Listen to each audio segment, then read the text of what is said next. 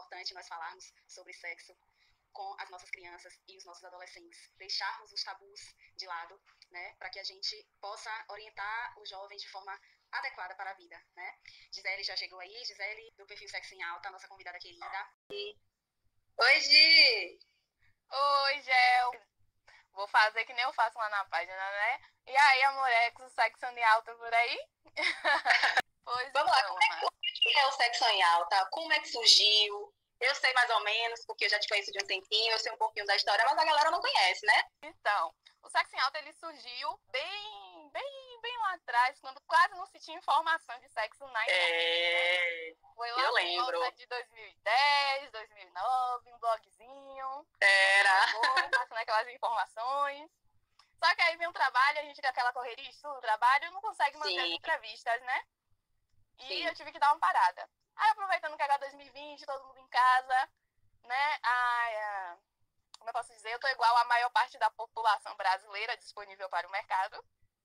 Aí resolvi Tá muita gente, viu, amiga? Nesse barco aí, muita infelizmente. Aí eu resolvi ativar meu blog, mas dessa vez como página no Instagram, né? E umas tutoriaizinhas no YouTube, no Twitter. Tal. Mas o nosso foco existe assim, não desativei, tá? Lá só não atualiza com tanta frequência. É que eu foco. É o pré-adolescente, o adolescente e o adulto. Eu procuro sempre me focar nesses 3 grupos. Que é o pessoal geralmente do ensino médio, que saiu com aquela educação sexual básica, da aula de biologia, né? E veio pra vida. Então eu tento mostrar que dá pra gente pegar aquela aula de biologia e incrementar ela à realidade, né? Sim. Fala um pouquinho de você. Quem é Gisele? Eu sou jornalista formada, já tenho mais de 10 anos, né? Só que minha curiosidade na área de sexualidade humana é desde a adolescência.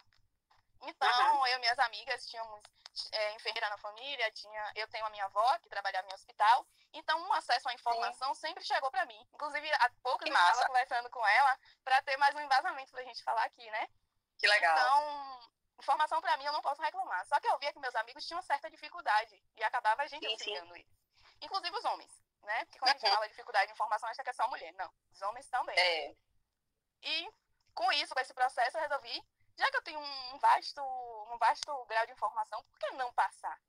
Né? Com certeza. Por que não ajudar os outros? Então, informação que você guarda para si, nada te serve, né, gente? A gente tem que expandir, a gente tem que botar pra fora, nós vamos saber. E informar mais pessoas, né? Isso, você como professora, você bem sabe disso. O conhecimento ele tem que ser construído e compartilhado, né? Então, a gente precisa realmente compartilhar o que a gente sabe. Então, vamos lá, Gi. O que é, né, a orientação sexual? Quando é que a gente pode falar sobre sexo com as crianças, com os adolescentes? Quando eu falo no início da orientação sexual, sempre dá problema. Porque, inspirada nos livros que eu li, nas pessoas que eu entrevistei, nos especialistas, nos estudos, é dito que a ereção ela é um acontecimento natural. Inclusive, os bebês começam a tê-las. E só que a gente acha isso algo incomum, um absurdo. Um bebê é como assim, gente? Não existe, essa menina tá doida, né? Esses são comentários que eu escuto quando eu já trato o assunto. Mas, gente, existe sim. No entanto, existe a diferença do prazer para a resposta corporal. Na verdade, uma ereção, ela acontece do relaxamento do corpo, em primeira instância, e em segunda instância, do desejo. Então, quando a criança ela está extremamente relaxada, pode sim vir a acontecer essa ereção. E muitas pessoas acham isso um absurdo e preferem não acreditar nisso, gente. E aí já entra a questão social, né? Aí que castra, que nos está o tempo todo ali, né? Que reprime. Reprimindo isso. Com certeza. Mas não pode reprimir. Você tem que aceitar e tornar aquilo como a naturalidade que ela é. Porque aí você não desenvolve a curiosidade da criança naquele momento. Você obedece à idade dela. Um grande exemplo disso é o que eu falei. Eu estava conversando com minha avó, né, e eu perguntei para ela: vó, como era o processo da informação de não pode sentar no colo do adulto? Né? E ela me explicou: não. Minha mãe me ensinou que não pode sentar no colo do adulto e só isso que ela falou. Não explicou por quê. Mas a gente entendeu. Ou seja, foi a informação que foi passada para ela, que ela só podia sentar no colo da mãe, do pai, para se alimentar, para conversar, certo? Sim. Ou seja, a minha bisavó, no caso, respeitou a idade dela, pois não estendeu a informação. Entendeu? Se ela estendesse a informação ali, abriria uma malícia na mente dela. Sim.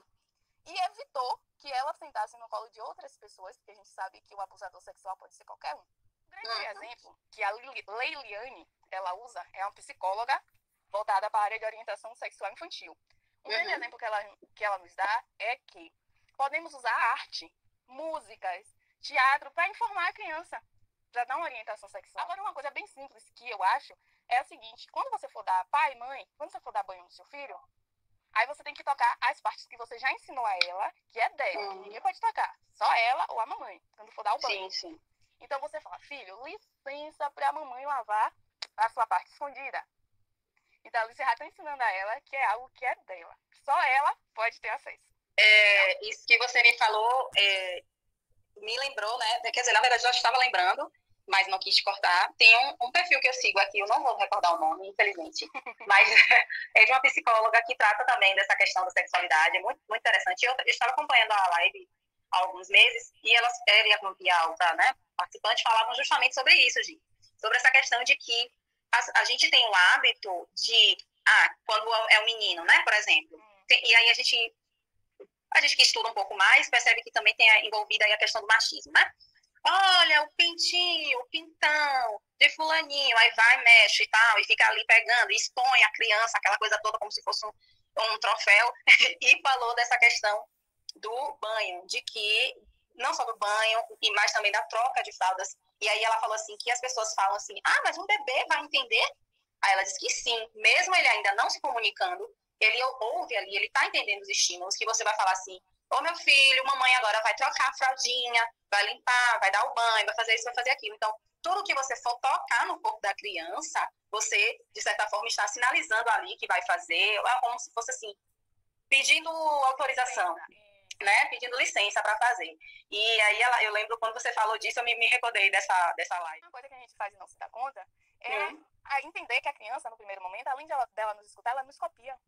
Sim. Então observe que com quem ela aprende a falar. Ela repete essa fala. Sim, então ela repete seus movimentos. Ela te observa. Então, a partir do momento que se você faz, não pegue aí que isso é feio, você reprime, ela grava aquilo. Isso. A maioria dos psicólogos diz que nós, seres humanos, gravamos e levamos para a vida os acontecimentos a partir dos 3 anos de idade. Mas tem muita criança que grava desde o primeiro mês. Entendeu? Sem contar que existem médicos que já aceitam a ideia de que a criança no nosso ventre escuta a mãe. Sabia disso? Eu acredito também. Não sou estudiosa, mas acredito. Pois já tivemos um caso referente a esse, que o médico chamou a mãe e falou: mãe, você tem que conversar com seu filho. E ela ficou: mas doutor, ele tá dentro da minha barriga. Mãe, converse com seu filho, que ele vai lhe escutar. Porque o feto, no caso, a criança, ela não obedecia o horário de dormir da mãe. Ela queria brincar no horário que era impróprio, que a mãe tinha que descansar. Então o médico falou: converse, que ele vai se acalmando e se acostumando com a sua voz. E realmente, na primeira semana, ela foi notando que ele foi reduzindo, até que ela conseguiu uma redução dele ficar agitado. Não é que ele dormia, mas ele parava de ficar agitado quando escutava a voz dela. Entende? Entendi. Então, gente, os bebês, eles copiam as nossas ações e gravam o que a gente ensina. Então, se você ensinar pra ele que aquilo é errado, que não deve pegar ali, ensinar de um jeito, como eu posso dizer, um jeito que passe a ideia pra ele de erro, ele vai crescer achando que aquele órgão sexual dele é uma coisa do mal. Até que você possa reverter um pouco dessa ideia, porque você não vai reverter tudo. Ainda vai ficar uma boa característica ali impregnada nele, infelizmente. E como ensinar um bebê? Eu não acredito que eu ensino um bebê. Você ensina, gente. Quer ver que você ensina? Aqui na Bahia a gente tem uma brincadeira chamada esse negócio da pinta. Foi que você começou a história, né? Psicólogas. Pegar na pinta do menino e fazer tá fedida, que não sei o que, essas brincadeiras, né? Gente, ele aprende. Pode observar que você faz a primeira vez, faz a segunda, na terceira ele já tá se explicando todo pra você fazer a brincadeira com ele. Então ele aprende. E a partir daí a gente pode ensinar sim a sexualidade à criança. Na primeira versão da criança, não faça um espanto, gente. Ela não sabe o que reprimir, né? Não reprima. Pode notar que às vezes ela vai pegar, principalmente os meninos, vai pegar o órgão dele, vai ficar até brincando. Ele vai achar engraçado, vai achar que é o dedo dele, vai achar que é apenas a extensão do corpo dele. Ele não sabe pra que serve e não sabe a finalidade. Depois ele vai aprender que é pra fazer xixi, e depois, conforme ele vai crescendo e você orientando, ele vai aprendendo. Certo? Outra informação. O que eu faço quando meu filho vier me perguntar sobre sexo? Legal. Sim. Respira. Você vai tomar um bate normal. Não tá esperando, né, essa pergunta? Tá esperando. Aí você respira e volta a pergunta pra ele. A maioria dos psicólogos indica que volte a pergunta pra ele. Como assim? Sim. Vem cá, meu filho, como assim sexo? O que é que você sabe sobre isso? Explica pra mamãe que a mamãe não entendeu. Contextualiza essa pergunta assim, fala mais coisa pra mamãe saber qual parte você quer. Entendeu? Aí ele vai te contar o que ele sabe. Pra daí você tirar sua resposta. Porque você pode acabar informando um mundo pra ele, quando na verdade ele só queria saber se é feminino ou masculino. Entendeu? Pedir que ele explique para poder você saber o que é que ele está querendo saber. É isso? O que é que ele está querendo saber? Para você não informar demais. Sim. E ultrapassar a idade dele. Eu tenho um caso dele, mas, né? Aconteceu. Sim. O que é que, né? Vocês que estudam mais, né? Os especialistas e tal, orientam. Você deve esperar que a criança pergunte ou você deve já começar a ir inserindo ela nesse contexto? É bom inserindo, mas respeitando a idade, né? O que a gente indica? Quando se falar de sexo casal, a partir dos 10 anos. Porque ali nos 10 anos ele já vai ter a primeira... É porque eu só venho da ideia da menina, né? Que é a primeira menstruação. Mas os meninos ali já vai ter a primeira primeira ejaculação.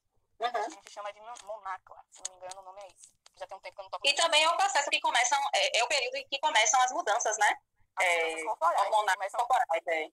Começa do 10 e vai até os 18 anos, o desenvolvimento do corpo dessa criança. Então, a partir daí, já é bom informar sobre sexo casal.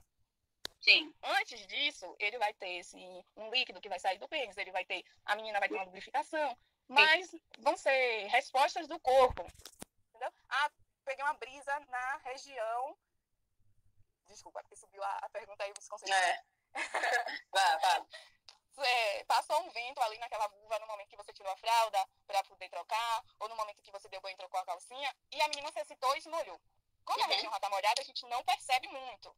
Mas no momento que você tá fazendo a troca de calcinha, e ela tá começando a aprender a fazer xixi, você pode até achar que é o xixi ali. Mas não é. Entendeu? Ela já aprendeu que aquele vento que passou ali causa um estímulozinho gostoso, mas ela não sabe o que é, gente. Ela só sabe que é um estímulo gostoso. Ainda não descobriu o que exatamente significa, né? Isso, é igual o menino que dorme, acorda sujo. Às vezes ele acha até que mijou na cama, gente. Ai, nossa, eu vou de coisa fofa. Aí ele acha até que fez xixi na cama. Aí ele ficou com vergonha, contar pro pai, pra mãe, né? E fez aquele xixi na cama. Sem saber a real história. É por isso também que não devemos muito, gente, taxar a criança que faz xixi na cama. Porque ela tava te escondendo e pode ser outra coisa ao invés do xixi, você não vai saber. Só se você for pegar roupa pra lavar e se ele for daquele tipo que não lava, né? Porque se ele lavar é que você vai saber mesmo. Matheus comentou aqui. Eu já vi isso em um vídeo no Porta dos Fundos. O filho faz uma pergunta e o pai explica demais. Sendo que era uma coisa simples que o filho queria saber. Isso aí que você disse, né? Pois é. E aconteceu isso comigo, né? Ainda tem isso. Quando a criança te perguntar algo sobre a área sexual, sinta-se privilegiada, viu? Porque não é com todo mundo que ela pergunta, não. Ela só pergunta quem ela confia. Verdade. Se ela tem aquela confiança com você, não quebra, gente. Não quebra essa confiança. Não quebra dizendo que vai responder depois e não responde. Se você disse que vai responder depois, responda. Mesmo que ela não lembre, responda. Não volte com agressão pra ela, porque você vai reprimir, certo? E procure sempre, como eu falei, procure saber até que ponto ela sabe e o que realmente ela quer saber. É por isso que é importante já, né, desde pequeno, começar a criar aquele vínculo de confiança e de amizade com a criança, para que ele se sinta à vontade, né? Eu acredito que as coisas, né, estamos, né, em 2020, acredito que as coisas tenham mudado um pouco, mas na minha